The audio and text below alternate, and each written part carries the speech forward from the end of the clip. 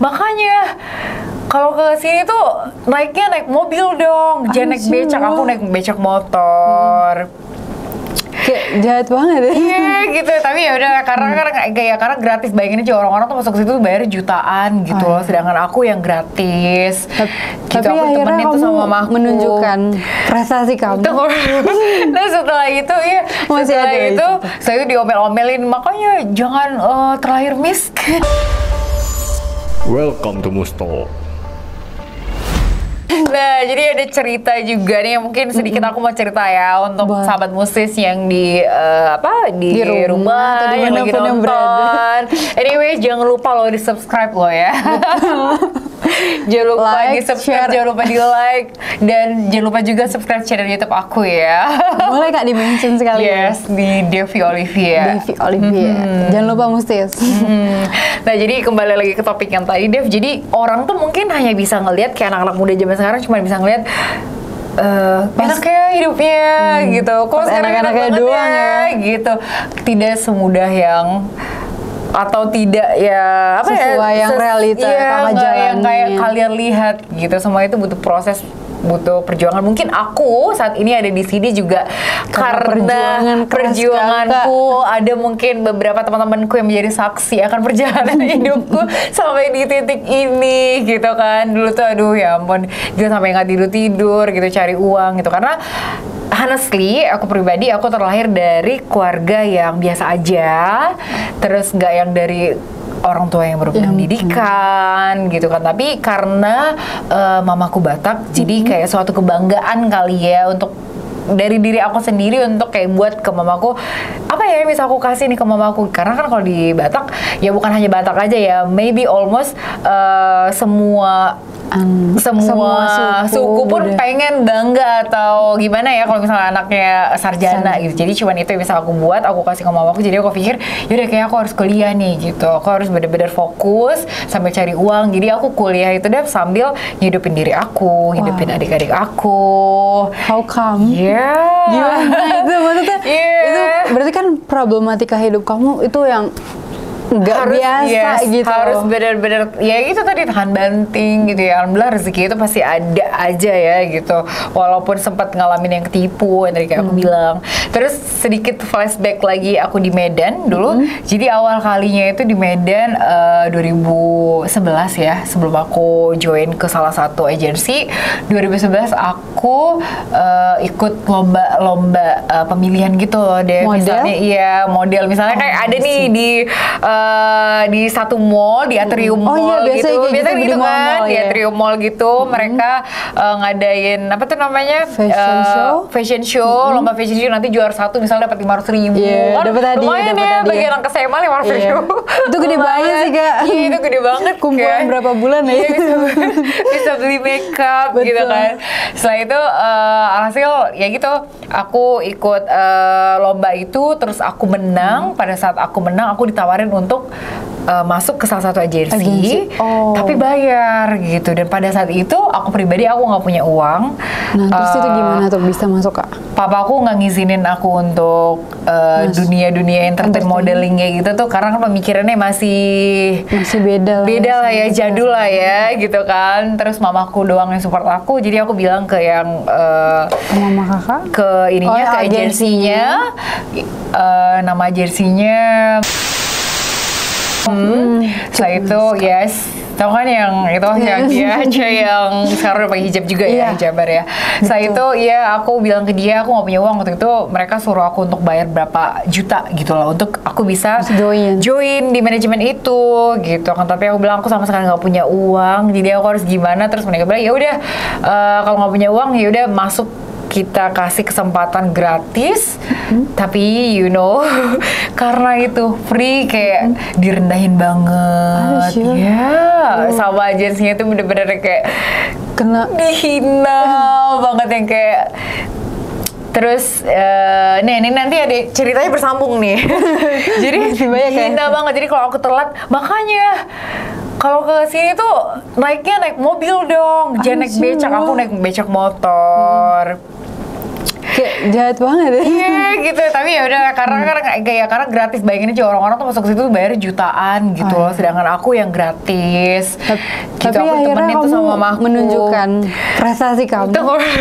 Nah setelah itu setelah itu saya diomel-omelin, makanya jangan terlahir miskin. Kayak gitu. Tau gak sih, aku sampai ke toilet, ya aku sampai nangis. Bentar ya Pak, aku ke toilet dulu, nangis gitu.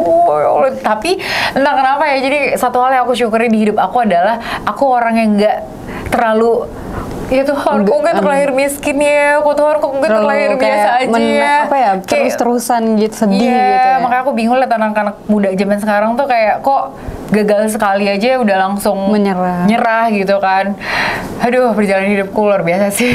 Jadi aku nangis gitu kan. Tau gak, itu kejadiannya 2000, let's say 2011. Setelah itu aku 2012 ke Jakarta. You know what happened? 2018 waktu itu posisinya aku masih kuliah juga di Mustopo semester akhir sambil skripsi. Aku diundang oleh salah satu PH besar di Medan, di Medan untuk menjadi juri model di sana. Jadi kayak dulu kan God, aku yang jadi model, sekarang aku yang menilai. Kayak dunia berputar banget. Dan itu tuh aku rasain banget. Bener-bener ya Allah, gila ya gitu kok dulu. Gitu. Dan satu lagi nih, kamu tahu orang yang ngehina-hina aku itu pada saat itu ada di situ, samperin aku dan anaknya ikut lomba itu. Anak-anak didik ya maksudnya, dia samperin aku bilang, dia apa kabar? Apa kabar sekarang kayak gini ya gitu, kamu mau kabar gitu-gitu.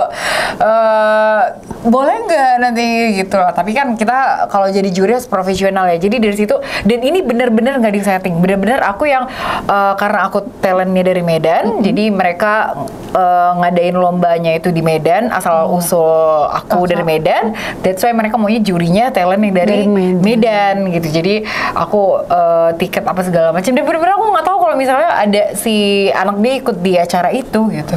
Jadi aku sampai ya Allah gitu, roda tuh bener-bener berputar ya gitu. Bayangin aku yang 2011 dihina-hina, dikata-katain miskin lah, 7 tahun kemudian. Iya, 7 tahun kemudian aku buktiin. Dan bukan aku buktiin juga, sama sekali aku berkarya. Nggak berniat untuk kayak gitu ya? Gak niat untuk kayak gitu. Ya udah jalan-jalan kalau emang rezeki gitu. Tapi ya gitu, kejadian momen itu sih yang aku nggak bisa lupa sampai kapanpun ya. Mungkin aku akan ceritain juga ke adik-adikku. Adik-adikku juga. Karena aku punya adik-adik juga. Punya adik yang mereka ya bisa dibilang generasi Gen Z ya. Yang dia orang kamu yang kalau ngadepin suatu hal gagal langsung udah melempem. Iya, langsung nyerah gitu. Aku itu selalu aku bilang ke mereka. Jadi jalanin aja gitu, jangan pernah pantang menyerah. Berusaha terus. Tadi kan kakak udah cerita dari awal mula masuk Mustopo, milih Mustopo tuh karena apa, terus pekerjaan kakak sebagai MC, host, terus tadi talent juga, terus lika-liku kehidupan. Ada nggak sih ya, kayak aku terlahir dari keluarga biasa aja gitu sampai ya, kayak sekarang jadi luar biasa ya, kan kita nggak tahu rezeki itu kayak gimana ya kan Kak. Ada nggak sih Kak tips and trick buat mustis yang lagi nonton nih kira-kira? Tipsnya paling yang kayak aku bilang tadi ya, pokoknya intinya tetap jangan nyerah, jangan penyerah, terus banyakin sharing gitu. Sharing tuh dalam artian bukan gosip ya, sharing juga ya. Yes, aku tuh waktu di kampus nggak terlalu suka gosip, mungkin ibu dosen Henny tahu gitu ya. Jadi aku tuh dulu deh kalau ke kampus mobil parkirin gitu kan, setelah itu aku langsung masuk ke kelas gitu udah. Jadi terus bertemannya juga aku nggak mau yang terlalu banyak teman, yang penting aku punya 1-2 teman tapi yang berkualitas, sharing. Terus aku suka banget berteman sama orang-orang yang umurnya jauh lebih tua dari aku, karena lebih banyak belajar nggak sih? Lebih banyak belajar, banyak pengalaman dibanding aku harus ketemu. Dibanding ya perlu juga sih maksudnya bersosialisasi sekarang ya sama siapapun sih gitu. Tapi ya gitu, aku lebih nyaman aja kita ya pokoknya tadi jangan menyerah gitu, jangan merasa puas juga gitu, perjalanan juga masih panjang. Terus kalau di bidang MC ya, menurut aku beda. Aku ngerasain perbedaannya juga sih Dev dulu sama sekarang. Jadi kalau dulu itu kamu masih sedikit kompetitornya. Sekarang tuh banyak banget Kak. Banyak banget. Bener. Yes. Bener That's banget. why aku bilang ke sahabat Mustis semuanya. Maksudnya kalau kalian ngerasa kalian punya bakat suka public speaking gitu ya, suka ngobrol, suka nge-MC, suka host gitu kan, sekarang udah banyak banget medianya, ada TikTok, ada YouTube, ya banyak lah gitu yang kalian bisa kembangkan gitu. Kalau dulu zamannya aku tuh kayaknya zamannya susah aku ya. ya udah jauh banget ya. Aku dulu tuh kayaknya nggak yang terlalu sekarang gitu media sosialnya. Lebih gitu. mudah, lebih cepat juga. Yes, sekarang juga banyak seminar-seminar online kan. Kalau dulu kan nggak ada. Sekarang juga banyak les-les kayak gitu sih Kak, public speaking. Yes. Kalau aku public speaking sama sekali aku nggak di Jakarta ya? Aku nggak otodidak. Intinya percaya diri aja, pede, jangan pernah kayak ini yang aku selalu bilang ke siapapun ya, not only di sini. Aku bilang intinya percaya diri aja, jangan pernah ngeliat kayak kok gue kayak gini ya, kok gue terlahir kayak gini ya, negatif jangan ini. Pokoknya positif aja, semangat, penuh semangat pokoknya. Dan aku juga orangnya ambisius banget ya, kalau misalnya A ya harus A, B harus B. Jadi gimana pun caranya itu harus ditempuh, itu perlu juga. Terus satu lagi, kamu bisa sampai kayak sekarang. Terus satu lagi, sahabat Mustis, aku mau di sini aku udah di sini aku nggak jualan buku loh ya. Jadi sekarang ya, Dev, walaupun era digital gitu, jadi tetap aja kalian harus ngebiasain diri untuk kayak nulis, gitu. Asli, itu penting banget sih Kak. Karena sekarang tuh udah mentang-mentang semuanya digital, kayak ada beberapa kayak even walaupun di iPhone tuh di handphone ada notes gitu, tapi akan berbeda ketika kamu nulis. Yes. Kalau kita nulis tuh di otak tuh masih ingat. Otak tuh masih ada gitu. Jadi kayak siapin satu buku yang dimana kalian nulis gitu. Kalau aku pribadi, aku tuh kayak ketika aku nggak bersyukur misalnya, kan pasti kan aku juga bukan manusia yang sempurna ya. Aku juga kayak ada kan titik sedih atau capek. Ada juga lah capek gitu ya. Iya nggak sih, emang malaikat gitu. Gitu. Jadi aku pentingnya kayak punya buku sama pulpen gitu kan, aku tulis gitu kayak ketika bangun tidur, tulis aja kayak kata-kata syukur. Ya Allah, terima kasih ya hari ini ternyata aku bangun tidur aku masih bisa bernafas, aku masih bisa ngelihat loh, terus aku masih bisa teleponan loh sama mamaku, masih bisa lihat mbakku loh.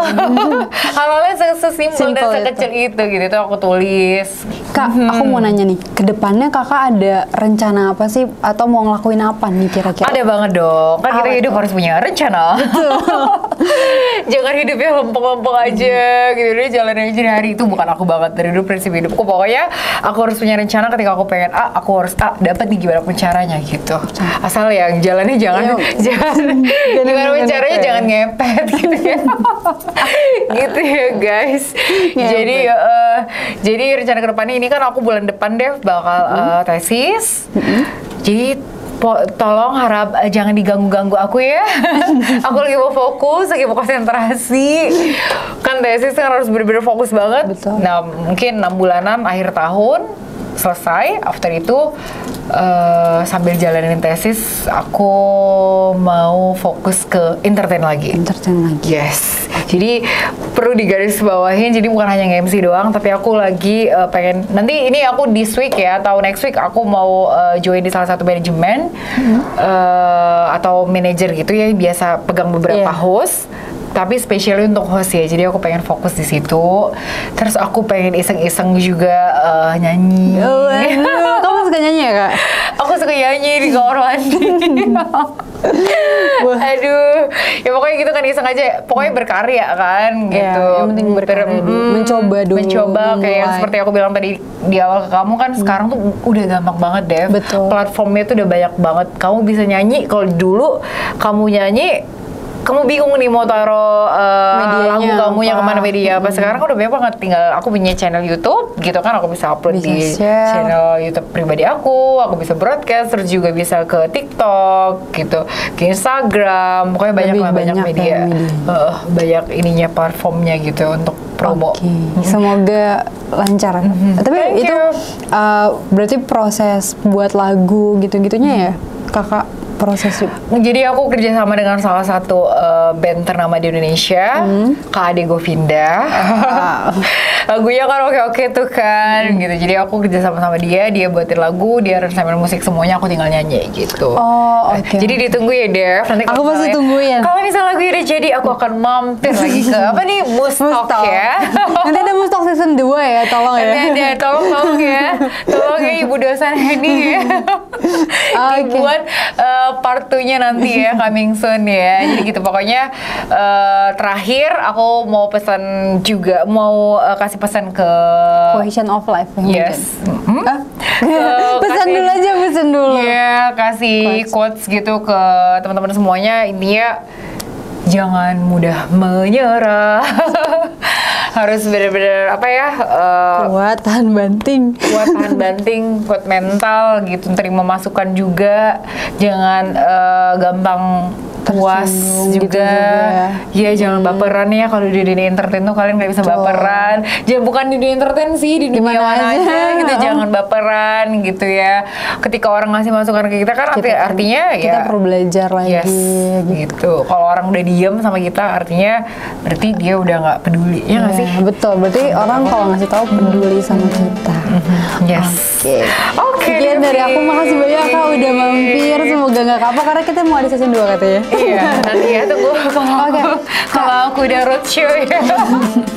Amin, semoga lancar ya. Yes. Oke. Jangan lupa Mustis untuk like, komen, dan juga share, subscribe. dan subscribe. Share. Dan